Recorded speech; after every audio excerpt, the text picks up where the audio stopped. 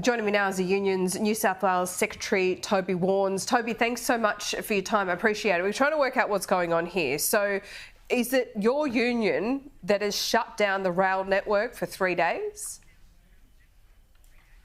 So, Laura, thanks for that. We were surprised as anyone yesterday when the Transport Minister came out and told the commuters of Sydney that the rail network will be shut Thursday through Sunday.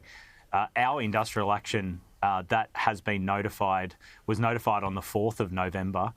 It was operative last weekend, and we saw the rail network run not only to its normal timetable, but also with additional services. So this to us seems like a major overreaction from the New South Wales government.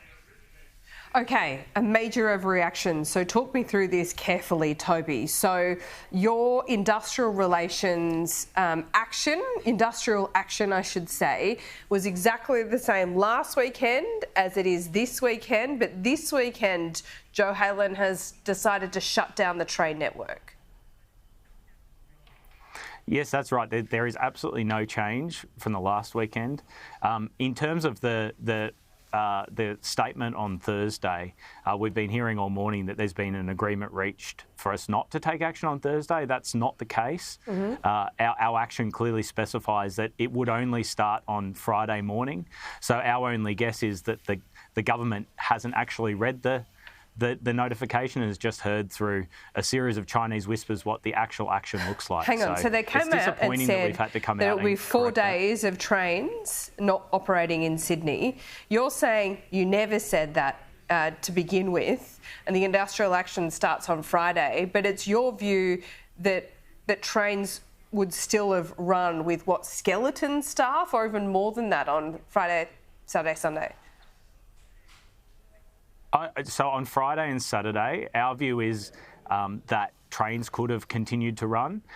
It really does depend on how Sydney Trains and the New South Wales government staffs those trains in terms of what level of disruption there would be. There would likely to be some disruption on the Friday and the Saturday, but certainly absolutely no disruption at all on the Thursday or the Sunday. So the statement that there would be was as surprising to us as it was to the people of Sydney. Okay. Has Joe Haylen pulled a bit of an Alan Joyce here or something? What's gone on? Look, we really hope not. We like to think that it was just a mistake, that somebody didn't read the notice properly, but we can't write that off. As I said earlier, this does seem to be a significant overreaction, and that overreaction seems to be made at the expense of the commuters of Sydney.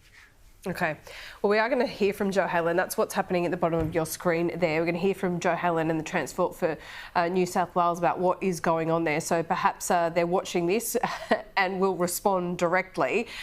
Toby, before I let you go, I mean, you are still threatening ongoing action. It has been happening for many, many months. Do you think a 32% pay rise is a bit of an unreasonable request?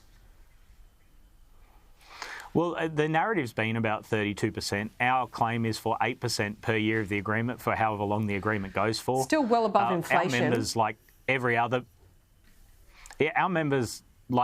member of the public sector, suffered 12 years of wage suppression under the last government. We're now in the toughest cost of living crisis we've seen in a generation. We think that the claim is abundantly reasonable. We're asking the government to sit down with us and find some efficiencies, find some productivity improvements, find some savings. But at the moment, we can't even get them to the table to talk about that. So we're hoping that this action brings that conversation on and we can get this done before Christmas. So, Toby, it sounds to me like you're saying it was easier to talk to the previous Liberal government under Perrottet than it is this current Minns Labor government. Is that correct?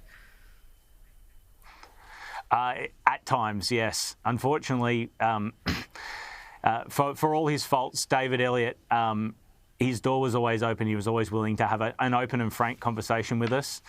We've had periods of that with the current government, but it's been certainly in waves rather than a constant stream of communication.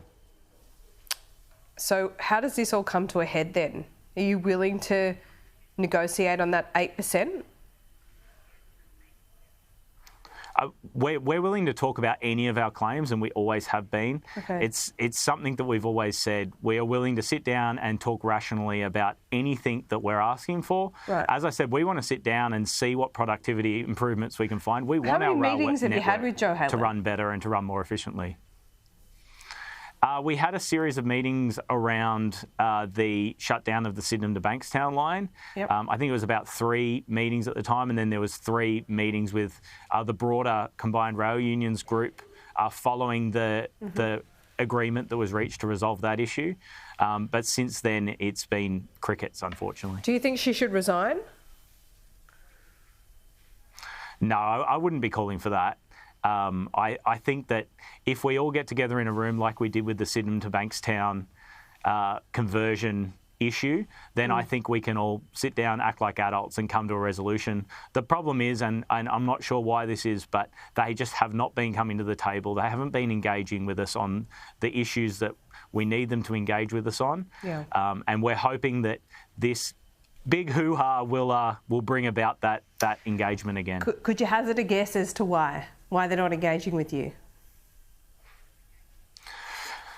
Look, we've been scratching our heads about it because there should be urgency. Like, the government has said it wants this deal done by Christmas. We've said we want this deal done by Christmas.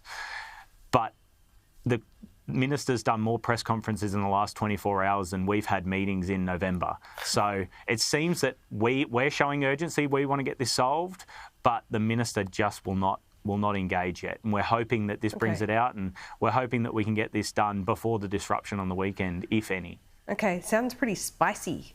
We'll see what happens, Toby, and we'll hear from Joe Helen and Transport for New South Wales in just a few moments as well. Thank you so much for giving us your time.